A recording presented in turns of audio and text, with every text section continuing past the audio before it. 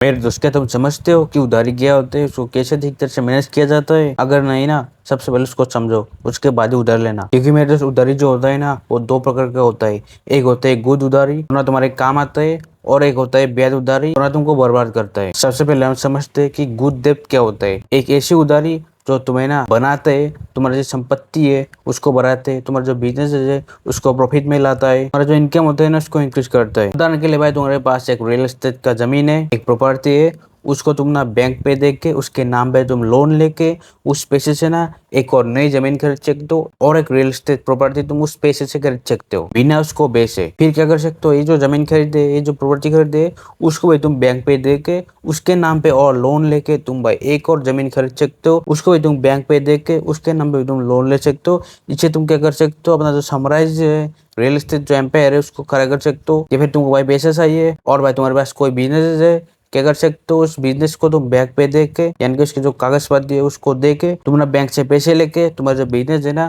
उसको और बड़ा बना सकते हो। बिना किसी शेयर्स को बेचे तुम्हारा जो बिजनेस है ना उसको और भी बड़ा कर सकते हो। बैड लक, बैड चांस, तुम्हारा जो बिजनेस है ना वो फ्लॉप हो गया, तुम क्या कर सकते हो, तुम भाई बैंकरप्सी डिक्लेयर करके तुम भाई अब सारा पैसा, सारा संपत्ति अपने पास रख के तुम भाई बैंक को बोल सकते हो कि मैं ना कंगाल हो चुका हूँ, मेरे पास देने के लिए कोई पैसा ही नहीं है। विन विन सिचुएशन हमेशा ही तुम्हारे पास रहता है। ये होती है गुड डेब्ट। इसको तुम अच्छे से यूज करके तुम भाई करोड़पति, अरबपति, इस दुनिया का मालिक बन सकते हो। और वही पे आता है बैड डेब्ट, ऐसी उधारी जिसको तुम ना अपने शौक को पूरा करने के लिए उस पैसे को ना तुम बर्बाद करते हो। जैसे कि आज एक आईफोन की नई मॉडल लॉन्च हुई है और तुमको वो चाहिए, उसके स्पेसिफिकेशंस क्या है, उसका स्टोरेज क्या है, क्वालिटी क्या है, सब तुमको देखने की जरूरत नहीं है, क्योंकि हाइप में है आईफोन। तुम भाई आईफोन खरीद के ले आए और 2 मिनट बाद उसका जो प्राइस है ना वो 20% ना गिर गई। वो ना वैल्यूएबल एसेट नहीं है।